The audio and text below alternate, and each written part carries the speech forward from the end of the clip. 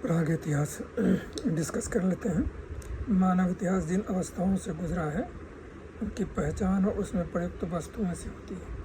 सबसे प्रारंभिक अवस्था में पाषाण का प्रयोग होता था, फिर तांबा, कांसी और लोहे आदि धातुओं का व्यवहार होने लगा।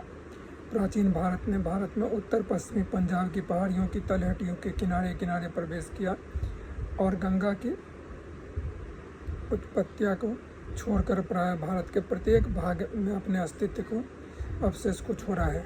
यह चिन्ह बुझा पत्थर के बेढंगे औजार हैं, जिनके कारण मानव इतिहास में इस युग में प्रथम पाषाण युग अथवा पूर्व पाषाण युग कहा जाता है। पूर्व पाषाण युग के लोग नेग्रिटो समझे जाते हैं। पूर्व पाषाण के संस्कृति के प्रमुख स्थान कई हैं, समझ लेते हैं। पहला, नर्मदा घाटी, जहाँ विभिन्न प्रकार के आदिम उद्योगों से बुझा पत्थर, रेतीला पत्थर और त्रेप के बने औजार बहुतायत में मिलते हैं।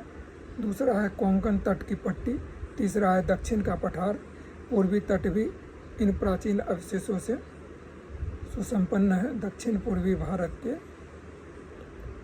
चेचक पत्थर की धरती, जिसे दक्षिण में इटिकाकुल कहते हैं, से भी ऐसे उपकरण बहुत आसानी से बन सकते हैं। दूसरी अवस्था मध्य पाषाण युग कहलाती है। इसका लक्षण बहुत छोटे औजार, जिन्हें माइक्रोलिथ कहते हैं, और जो प्राय समस्त भारत में, विशेषतः उत्तरी भारत में, गुजरात में पाया जाता है। गुजरात में हुई खुदाइयों में इन लघु पाषाणोपकरणों माइक्रोलिथ के साथ साथ गाय, भैंस, जंगली घोड़े, कुत्ते, बैल, भेड़, बकरी, मछली, घड़ियाल आदि के से पथराए और ठठरे हुए अवशेष और निग्रो नक्शों की मनुष्यों की ठठरियाँ मिली हैं।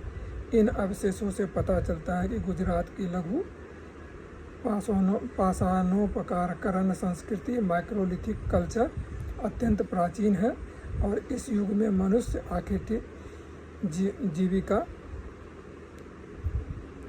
था। अगला पाषाण युग नव पाषाण युग कहलाता है। इसमें बेहतर ढंग के पत्थर के तरासे गए, घिसे हुए और चिकने किए हुए औजार मिलते हैं।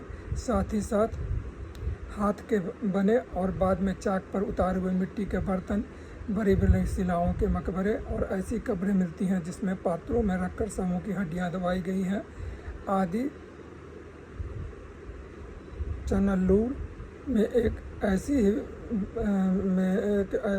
ही बहुत सी कब्रें मिली हैं। नव पाषाण युगीन संस्कृति ने कितनी प्रगति कर रखी थी, इसका पता गेरू अथवा गहरे लाल रंग और काले लोह चूर्ण से बनाए गए उन चित्रों से चलता है, जिसमें शिकारी